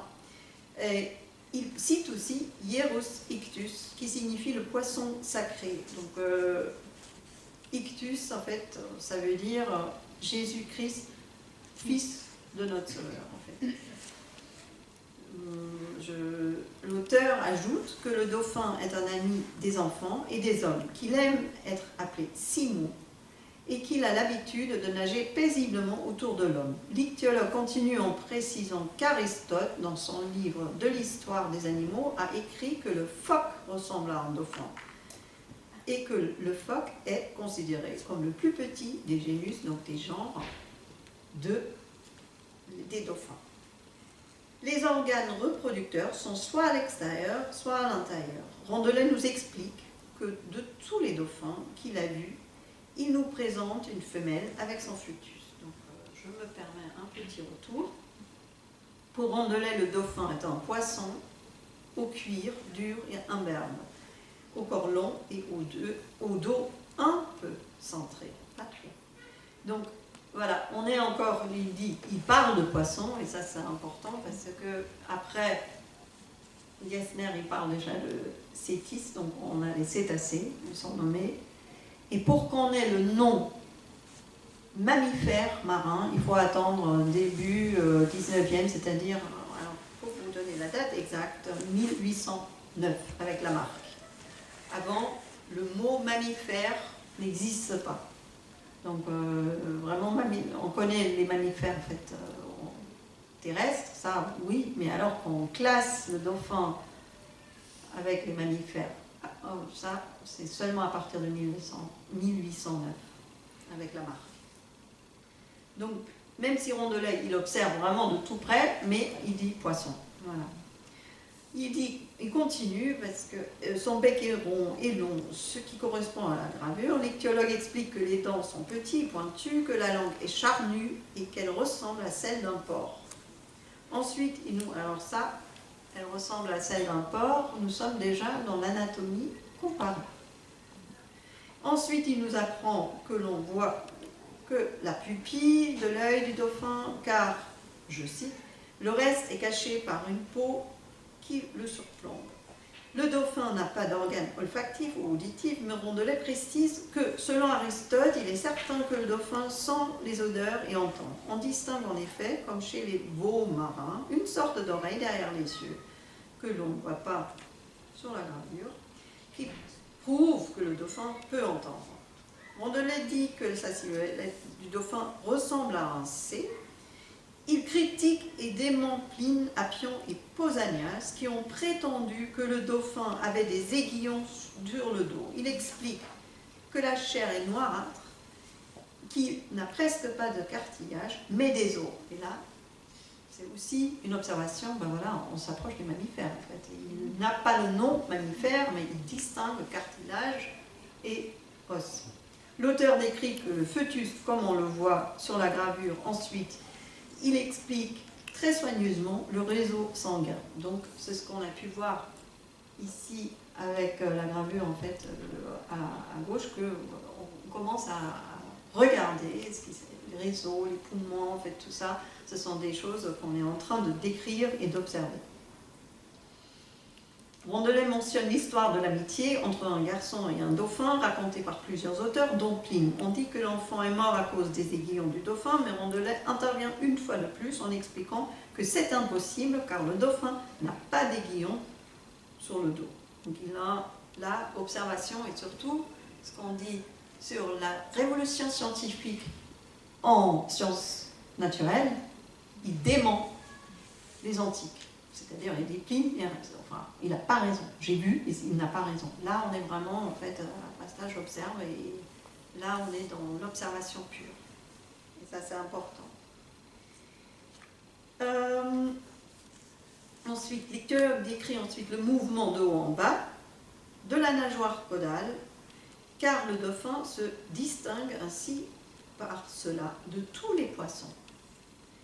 Pour conclure, il nous donne des recettes culinaires, c'est-à-dire comment on mange, on pareil, on cuit avec le vin, on rôtit, en fait la chair de dauphin, en fait, elle se mange à toutes les sauces.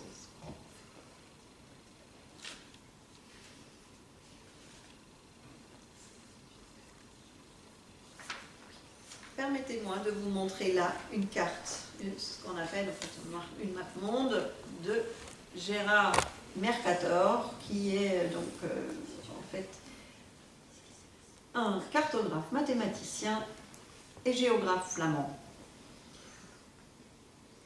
Je ne sais pas si vous avez l'œil, mais je voulais juste vous montrer, voilà, la carte, elle est très grande et vous trouvez un certain nombre d'animaux dans cette carte. Mais qu'est-ce qui m'intéresse? C'est ces deux-là. Donc on a bien constaté, et là on revient au début de notre petit voyage, de l'imagination et l'image que je me fais d'un animal. Ben, on a la baleine et puis on a le dauphin. Et le dauphin, il est décrit, ben voilà, il saute, il a la forme d'un C.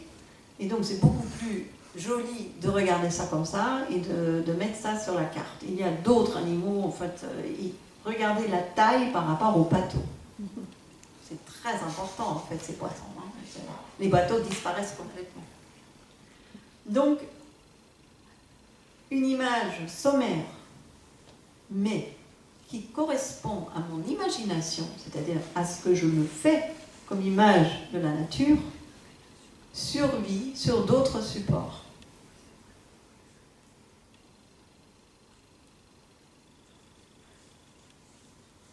Je vous reprends donc les deux gravures de Belon, où il montre en fait l'image vraie, comme on a vu tout à l'heure. Belon nous affirme, ben voilà, la vraie peinture du dauphin et la baleine. Comme ça, vous avez l'idée, en fait. Vous voyez ces deux-là qui se retrouvent, en fait, évidemment copiés. C'est pas l'image elle-même, enfin, c'est une copie, mais ça sort de là. Ce qui est intéressant, c'est que sur les pièces de monnaie, vous avez une qui est avant Jésus-Christ, et regardez la nageoire caudale du dauphin. Elle est à l'horizontale, donc l'observation est faite, je suis la nature. Alors que 55 avant Jésus-Christ, donc beaucoup plus récent, ben là on a le poisson, alors que c'est clairement un dauphin qui est représenté. Mais on a la nageoire caudale d'un poisson, c'est parce qu'elle est verticale.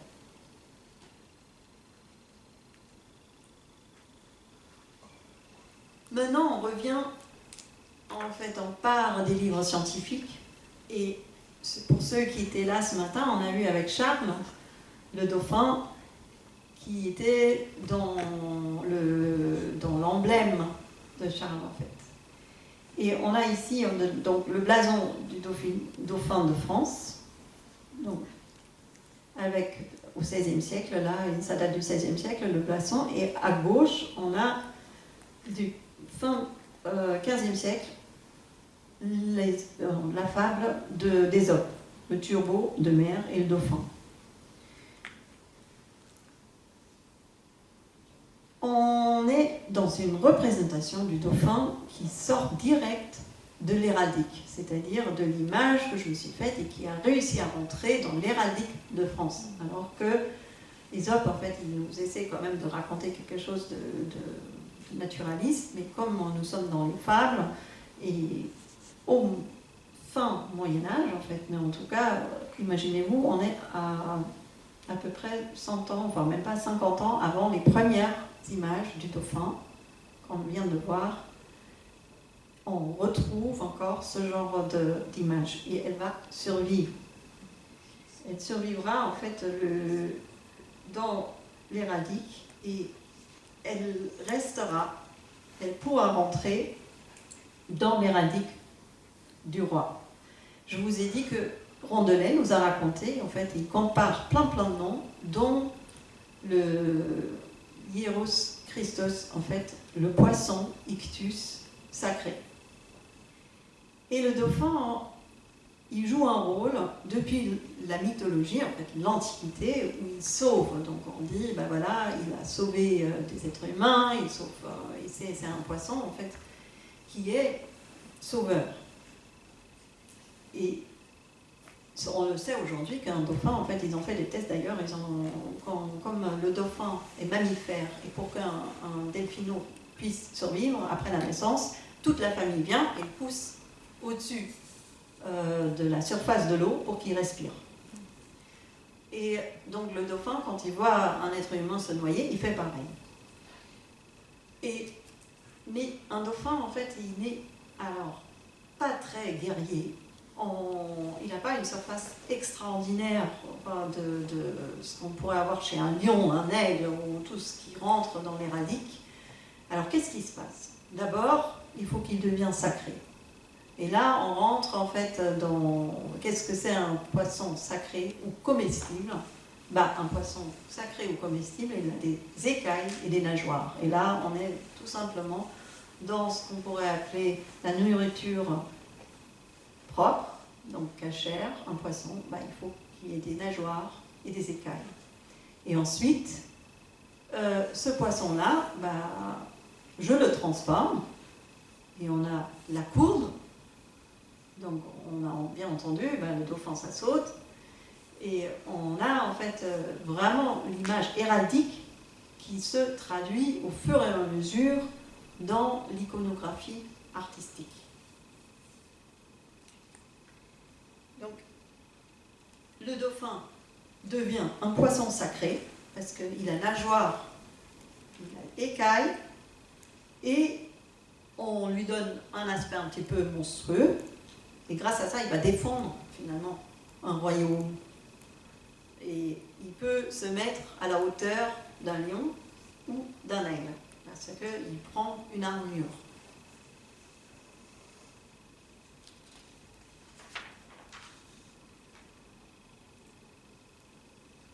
On a bien sûr, ensuite, je fais un grand saut, mais voilà comment ça perdure, cette image du dauphin.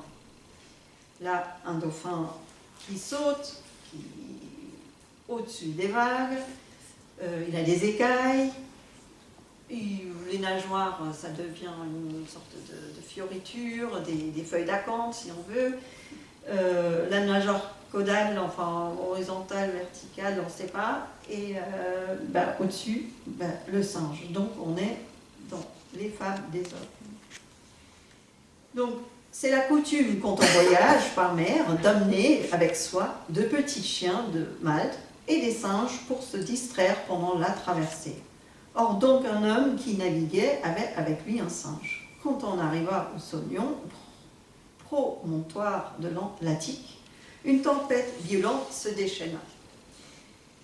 Le navire chavira et tout le monde se sauva à la nage, le singe comme les autres. Un dauphin l'aperçut et, le prenant pour un homme, il se glissa sous lui, le soutient, et le transporta vers la terre ferme. Comme il arriva au Pirée, entrepôt maritime d'Athènes, il demanda au singe s'il était athénien. Le singe ayant répondu que oui, et qu'il avait même des Athènes de parents illustres, et le dauphin lui demanda s'il connaissait aussi le Pirée. Et le singe, croyant qu'il voulait parler d'un homme, dit que oui, et que c'était même un de ses intimes amis.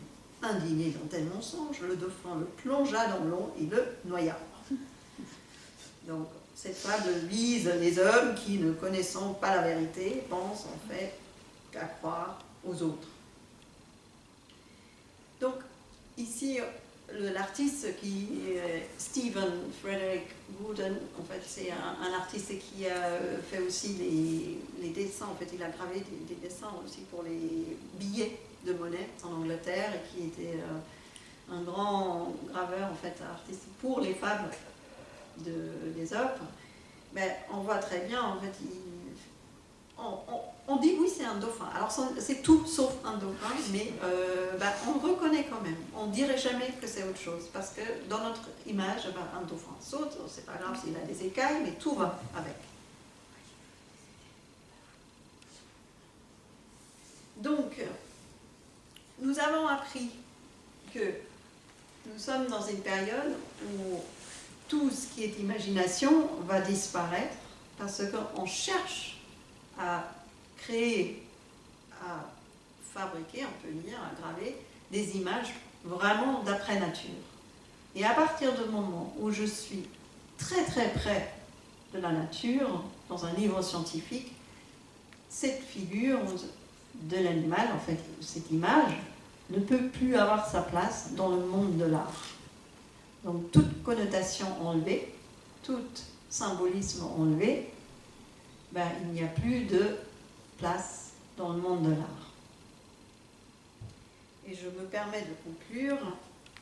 Donc, dessiner, c'est vraiment connaître. C'est Daniel Arras qui disait ça, un grand historien de l'art. Quel est donc le moyen le plus sûr pour qu'une peinture scientifique soit identique à son modèle, proche de la nature, et donc une présentation des portraits vrais? Pour qu'une description d'un être vivant ou d'un objet en volume soit complète, tant que dans son apparence extérieure que dans son apparence implicite, cela demande soit une multitude de vues ou une description particulièrement longue et détaillée, ou, comme dans notre cas, et dans tous ces livres que je vous ai montrés, un ensemble des deux, c'est-à-dire, même si l'image est parfaite, vraiment d'après nature, il me manque quand même l'aspect anatomique, et on a vu avec la Dorade que Rondelet nous raconte, il y a le foie, il y a le fiel, il y a le cœur, il y a les intestins, tout ça, le texte complète tout ça. L'invention de la peinture scientifique, tandis qu'Albertine focalise toute exactitude et réussite dans la peinture uniquement sur l'utilisation de la géométrie, et là on est encore Dieu, le géomètre, le créateur de la Terre et de tout ce qui nous entoure, alors que Léonard de Vinci le distingue, la peinture, dessin gravure scientifique, et la peinture artistique, dessin préparatoire pour une peinture ou une gravure. Quant à la façon de représenter les sujets artistiques ou scientifiques, Léonard explique que le contour indique la forme exacte des corps, mais qu'il est mal visible dans la nature. Et quand on regarde en fait ce que Rondelet ou le graveur essaie de faire en grande partie, c'est de ne plus trop donner une délimitation, c'est de montrer avec des hachures que voilà, le corps se termine là, parce que quand je regarde, quand j'observe quelque chose dans la nature, je n'ai pas ce contour tel qu'on pourrait l'observer chez Belon, où vraiment le trait il délimite complètement la forme. C'est comme un coloriage en fait. Voilà. On ne va pas au-delà de ça. Donc, ça, c'est la différence entre, voilà, j'observe, en fait, normalement c'est délimité, mais ça n'existe pas. La délimitation comme ça, je ne la vois pas dans la nature. Ce que nous révèlent les gravures de livres Rondelet est un souci permanent de s'éloigner d'un schéma avec des contours pour créer une image plus réaliste. C'est ainsi que l'art est au service de l'imagerie scientifique. Donc l'art va en fait, ne plus créer quelque chose imaginé, mais on utilise les gravures, en fait, le savoir-faire du graveur, Georges Reverdy, il utilise en fait son savoir-faire pour rendre une espèce le plus vivant possible. Ainsi, donc, on peut dire, la révolution scientifique permet à la fois la naissance d'une iconographie scientifique et artistique du monde animal. C'est-à-dire, comme on a vu, soit on a les livres scientifiques, ou on a avec les cartes et plans, ou encore ici, voire plus tard, une description, mais on est dans les fables, donc on est dans l'imagination. Je vous remercie pour votre attention.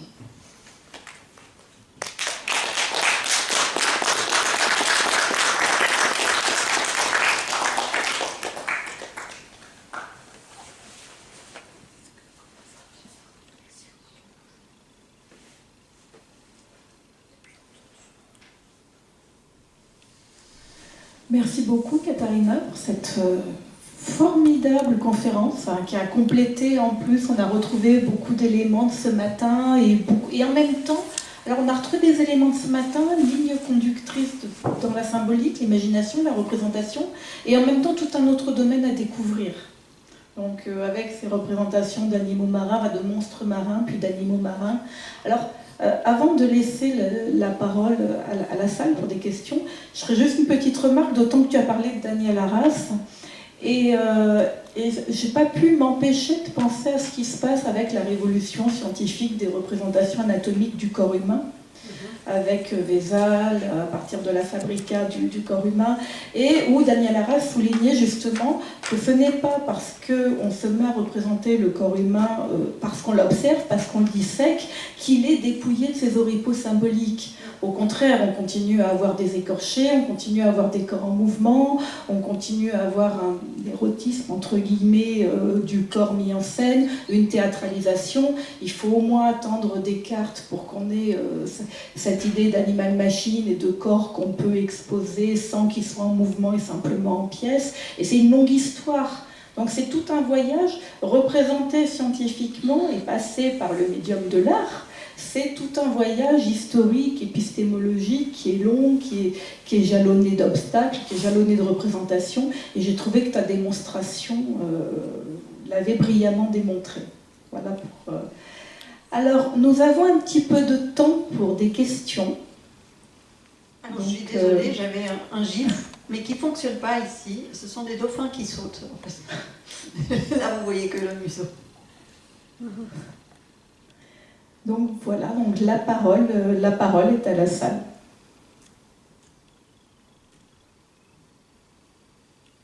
Oui, oui, Francis, tiens.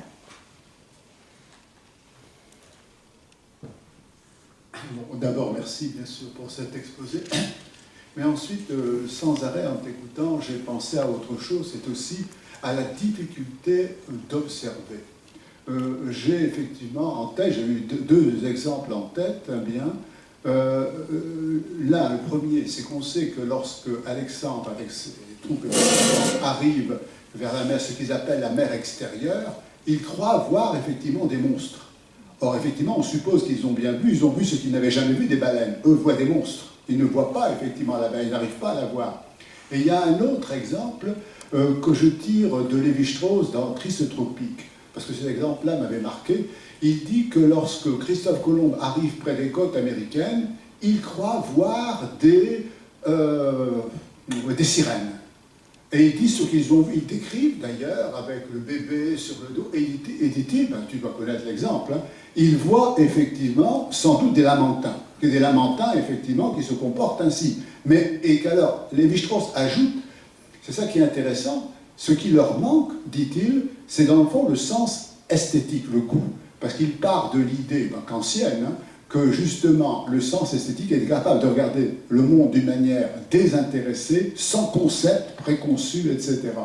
Or, l'idée derrière, c'est que très souvent nous regardons les choses avec déjà des idées préconçues, des concepts, et nous ne les voyons pas finalement telles qu'elles sont. Et nous les reproduisons telles que nous souhaitons qu'elles sont, telles que nous croyons qu'elles sont.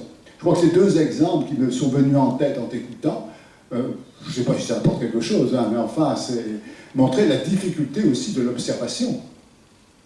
Oui, et surtout, en fait, je ne sais pas si quelqu'un a déjà fait l'expérience, mais c'est la raison pour laquelle j'ai parlé tout au début d'Aristote, parce que dans le vécu, il y a cette sensation, donc il y a tous nos 5 sens qui sont impliqués. Et quand je vois quelque chose qui fait référence à strictement rien de ce que je connais, ben ça devient très compliqué. Et donc le cerveau, il complète directement, enfin, pour vous montrer quelque chose, enfin, pour vous faire croire quasiment quelque chose que vous connaissez. Les études de neurosciences aujourd'hui, en fait, le montrent très très bien qu'on est dans une démarche, enfin, le cerveau, il passe son temps à nous faire un cinéma par rapport à ce qu'on connaît.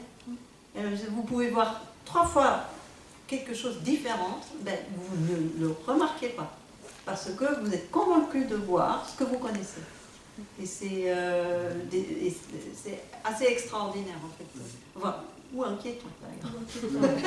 J'ajouterais que nous en avons tous fait l'expérience. On a cru voir devant un objet qu'on ne connaissait pas. On est persuadé qu'on a vu, et ce qui n'y était pas. Après, on peut nous montrer, ça n'y était pas, c'était pas ça. Oui, oui. Mais il y a Lionel Nakache, qui est un des très grands neuroscientifiques, qui écrit des livres très très bien et drôles aussi. Et, il a dit le cerveau est le cinéma qui vous fait. Donc, et je trouve ça très intéressant. D'ailleurs, j'essaye d'avancer un petit peu sur ce point-là, parce que je me dis qu'est-ce qui s'est passé en fait dans la tête d'un graveur ou dans la tête d'un naturaliste, je ne veux pas dire scientifique complètement, mais naturaliste de cette période-là, parce que pour moi, Rondelet, c'est un véritable exploit, qu'il est si critique par rapport à tout ce qu'il a pu voir, lire, et finalement il dit non, c'est autre, c'est autre chose. Merci beaucoup. Oui,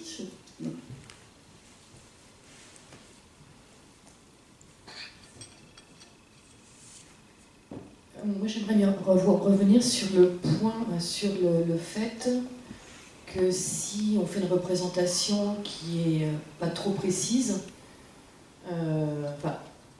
en tout cas ce que j'ai compris, donc il faudra me corriger si jamais c'est pas le cas, si on ne la fait pas trop précise, ça permet ça favorise l'observation de la nature. C'est ce que j'ai compris de la distinction entre la représentation, enfin les gravures scientifiques et les gravures, on va dire, plus simplistes. Est-ce qu'il faut que je peux comprendre ça ou pas? Enfin, en tout cas, je trouvais ça intéressant comme idée, même si c'est pas ça qui a été dit. Non, ce que j'ai essayé de vous faire voir, en fait, c'est plus on a les détails, plus c'est exact, moins finalement ce dessin va rentrer dans le monde de l'art. Donc ça va rester dans le livre scientifique. Et en plus, contrairement à ce qu'on a vu ce matin, qu'un animal peut avoir un attribut comme des ailes, il va renvoyer à une histoire, là, les détails, qui sont aussi des attributs, ne renvoient que à cette espèce. Et pas à une histoire, ni à une symbolique. Ok, bon, je vois que j'ai biaisé. Mais alors, je crois que c'est Belon, c'est ça, celui qui faisait des représentations sommaires. Oui. D'après vous, c'est quoi qu'est-ce qu'il voulait faire? Qu'est-ce qu'il a voulu éviter? Alors, déjà, en fait, bien sûr, c'est pas lui qui fait les gravures. Hein. En plus, en fait, le métier de graveur, c'était un artisanat à l'époque. C'était pas des artistes encore. Et Georges Riverdy, c'est un des rares, donc celui de Rondelet, qui est déjà beaucoup plus proche du métier de l'artiste que les autres. Belon, il voulait tout simplement, en fait, ce que je vous ai montré, publier avant son maître. Et donc, c'est bâclé. C'est vraiment vite fait. Et il a trouvé, certainement, il n'a pas pris le soin de travailler de façon, étroitement avec le graveur, de revoir les dessins. Malheureusement, impossible de connaître vraiment la procédure, comment les livres sont nés, les dessins, les gravures. on restera, à mon avis, ad vitam aeternam, sans réponse. Mais ce qu'il voulait faire, c'est être le premier. Merci. Je vous en En tout cas, je crois qu'il est temps de clore cette fantastique journée. Katharina est avec nous depuis ce matin et vraiment un grand, grand merci de nous avoir guidés sur ces rivages iconographiques, symboliques, historiques et artistiques et muséographiques. Encore un grand merci au musée de Picardie et à Alexia Morel de nous avoir si bien accueillis et tellement aidés. Et un merci à vous tous d'avoir été là sur la journée ou d'être venus nous rejoindre cet après-midi. Mais je crois que la plupart des personnes étaient déjà là ce matin. Donc un grand, grand, grand merci.